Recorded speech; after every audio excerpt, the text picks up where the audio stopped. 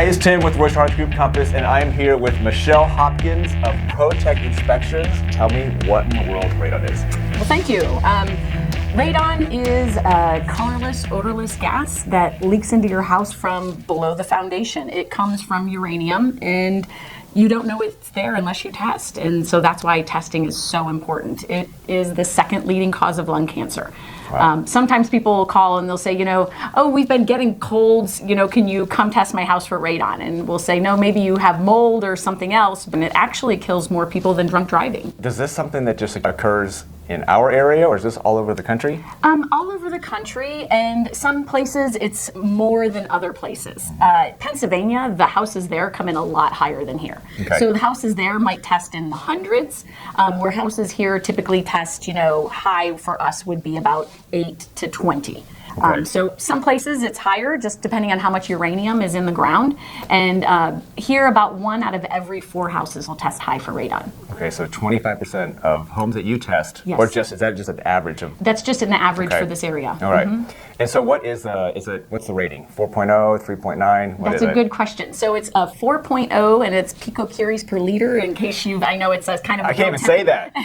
It's a technical term, and sometimes people get confused because how we have inches in the United States, and in Europe they measure in meters and centimeters, and in Europe they measure in something that's called becquerels. Okay. And so their number is different than our number, and so sometimes that confuses people if you're just coming to the States. But our number is 4.0, and you want to be, if you're below it, the EPA says you don't have to fix your house, and if you're at 4 or above, they say you should. As a realtor, we can see the people who come in. You guys have your team come in and put this equipment up. Right. It's for 48 hours. What's it doing?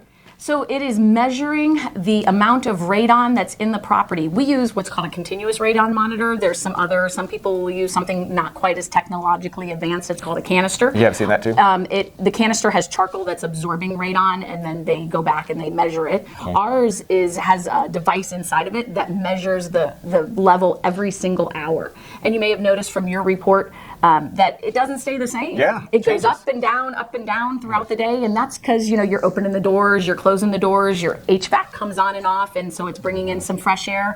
And then also the barometric pressure, as the wind blows, that can make the radon go up and down in your house also. And you take that data, and because it's for 48 hours, how do you extrapolate that? Say, okay, by this quick little test of two days, how do you say that this is what you're getting in your house over? That's a really great question.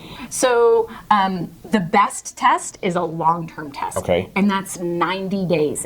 Over 90 days is considered long-term. Okay. And that gives you the picture of what happens in wet weather or dry weather. Radon is different in the seasons. The wet weather, or like when we have rain or snow, think of it as the radon gas comes up through the ground naturally. And then the rain or the snow, it puts saran wrap on the ground. And so now it can't get up. So it comes into your foundation. Wow. So as the weather is wet, your radon is going to be higher. Okay. So it's that, like I said, the best test is a long-term test. But a lot of times we don't have 90 days for a contract. Is not going to happen. That doesn't happen. So that's why we do these 2-day snapshots. Okay, that's interesting. Do you recommend any homeowners that are like, well, let's do the 90-day test if we're really, really concerned, or is the 2-day satisfactory for most homeowners? For most homeowners, the 2-day is satisfactory. Sometimes people will say, it came in just below 3 or just below 4. It's 3.8, and I say, you don't have to remediate by the EPA standards, but you should remediate because there's times where it might be windy or it's wet. It's going to be higher. Okay, that makes a lot of sense. Always take that into consideration. All right, so it's the second leading cause of lung cancer. It can be elevated in our area. It's leaking through. It's coming up through our basement. This sounds like it's going to be really expensive. It's not. It's a really easy fix. Most houses that are built in the mid-'80s and newer have what's called a passive system in place. Okay. So the builder set it up so that if you get a high radon test, all you have to do is hook a fan up to it. It'll cost it depends on your house, but somewhere around $500 to $800 to get that fan hooked up, and you're good to go. So if they're already pre-built with it, and that you do that. Yeah, some people make the misconception that if you have that passive system in place that it's helping your radon, but it's not. It's just ready to fix it. It's ready to fix it Yeah. cheaper. If you don't have that in place, it can cost around $1,200 to $1,500. So it's Okay. not an expensive fix for the save that it can do. That's good to know. Yeah. A lot of our clients, when they get that estimate, and it's like, oh, that's it? It's like, yeah, I know. Isn't that, why wouldn't you want to put it in? Right. Really good point, because we mentioned that 4.0, and I just want to stress that it's your long-term exposure. So if your house comes in at 4 and you lived there for 10 years, that's the same as your house comes in at 2 and you live there for 20 years. Okay. So having a remediation system will take it usually to 1, right around 1, and that makes it the same as the air we breathe outside. Got it. I had a client the other day talk to me about this. He said, well, I'm looking at a property without a basement, so I don't think I need the equipment. I said, actually, it's the soil. Yes. Basement or no basement, it can be exposed to it. You sure can. Okay. So it can be in a basement. If it's really high in your basement, it could still be affecting you on the first level. So no matter where you live, you really should test. Sometimes people think if they have a walkout basement, because not as much of the basement is exposed to the earth, but you can still have a high reading. Okay. Are there any I'm just curious, at the EPA level, are they doing any more research on this? Is it pretty much set in stone? Like, this is what's happened? Are we at more risk over the... They're not.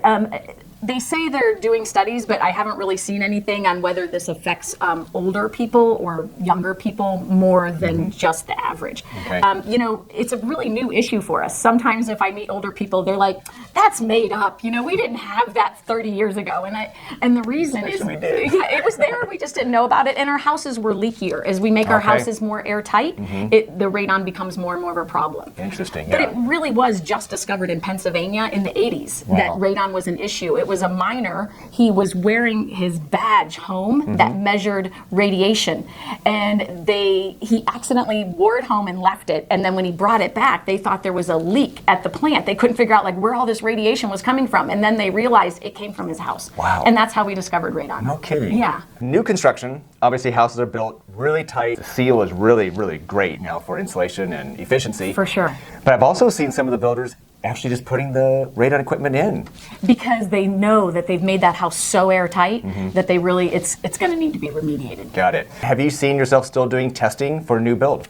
You want to confirm that everything is in and it's working properly. Unless they have that to show you, even after your remediation, you should have somebody come in. They say you got to wait 24 hours. You got to give that fan and that system some time to reduce the levels, and then you should have somebody come in to confirm that it's working. Okay. 2 weeks ago, you guys called me, said, hey, Tim, you should do a radon test. And I said, it's working. I hear the fan. The little measures are good. Right. He said, you should be doing this every 2 to 3 years.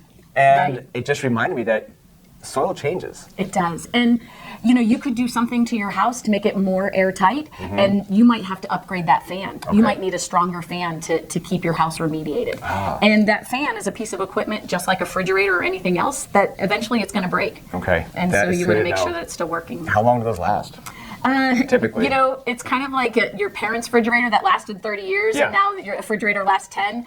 They say somewhere around 8 to 10 years. Okay. Once you have the inspection, I know when we get the inspection, we get the radon results back. Some of our buyers get a little skittish with this. You're like, oh my goodness, this has elevated levels. And we try to just share with them that, well, it can be remediated. We talked about the pricing of it. How long does it take? Is it something that's a quick fix, or? It is a quick fix. You can call a remediation company. We don't do that, but there's a lot of companies out there. And they can get in and have that taken care of within 30 days, even before your closing is finished. Okay. And, I just really recommend it. It's going to take it low enough that you're lower than the outside air. And sometimes people are thinking, maybe I shouldn't buy this house because it has high radon.